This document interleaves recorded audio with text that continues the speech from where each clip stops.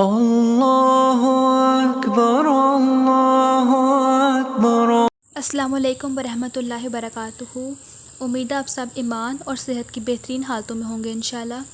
نحمدہ و نصلی علی رسولہ الکریم، اما بعد فاعوذ باللہ من الشیطان الرجیم، بسم اللہ الرحمن الرحیم۔ رب اشرح لی صدری ویسر لی امری واحلل عقدۃ من لسانی یفقہوا قولی۔ آج ہم سورۃ بقرہ کی آیت نمبر 63 کی تفسیر دیکھیں گے انشاءاللہ۔ وَإِذْ أَخَذْنَا مِيثَاقَكُمْ وَرَفَعْنَا فَوْقَكُمُ الطُّورَ خُذُوا مَا آتَيْنَاكُمْ بِقُوَّةٍ وَاذْكُرُوا مَا فِيهِ لَعَلَّكُمْ تَتَّقُونَ۔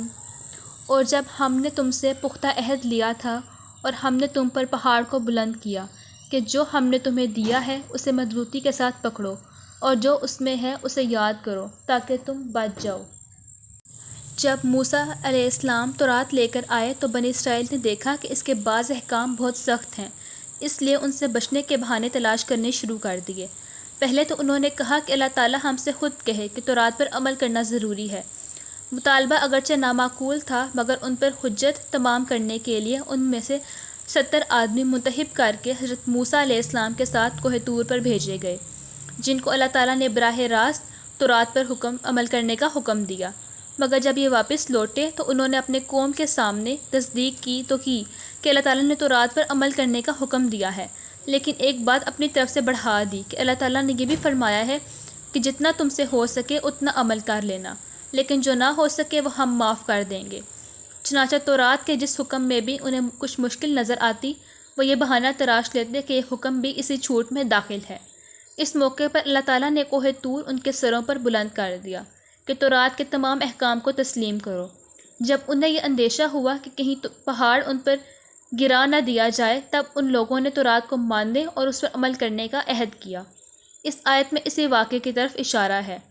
کوہ طور کو ان کے سروں پر بلند کرنے کی یہ صورت بھی ممکن ہے کہ پہاڑ کو اپنی جگہ سے ہٹا کر ان کے سروں پر معلق کر دیا گیا ہو، جیسا کہ حافظ ابن جریر رحمۃ اللہ نے متعدد تابعین سے نقل کیا ہے، اور ظاہر ہے کہ اللہ تعالیٰ کی قدرت سے یہ کچھ بھی بعید نہیں ہے، اور یہ بھی ممکن ہے کہ کوئی اور صورت پیدا فرما دی گئی ہو کہ ان لوگوں کو ایسا محسوس ہوا ہو کہ پہاڑ ان پر آ گرے گا۔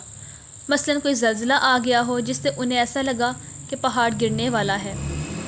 چنانچہ سورۃ اعراف کی آیت نمبر 61 اللہ تعالیٰ نے فرمایا کہ جب ہم نے پہاڑ کو ان کے اوپر زور سے اس طرح ہلایا کہ ان کو گمان ہوا کہ ان پر گر پڑے گا۔ یہاں یہ بات واضح ہے کہ کسی شخص کو ایمان قبول کرنے پر تو زبردستی مجبور نہیں کیا جا سکتا، لیکن جب ایک شخص ایمان لے آئے تو اسے نافرمانی پر سزا بھی دی جا سکتی ہے اور ڈرا دھمکا کر حکم ماننے پر آمادہ بھی کیا جا سکتا ہے۔ بنی اسرائیل چونکہ ایمان پہلے ہی لا چکے تھے اس لیے ان کو اللہ کے عذاب سے ڈرا کر فرمانبرداری پر آمادہ کیا گیا۔ وآخر دعوانا ان الحمد للہ رب العالمین۔ سبحانک اللہم وبحمدک اشہد لا الہ الا انت استغفرک واتوب الیک۔ السلام علیکم ورحمۃ اللہ وبرکاتہ۔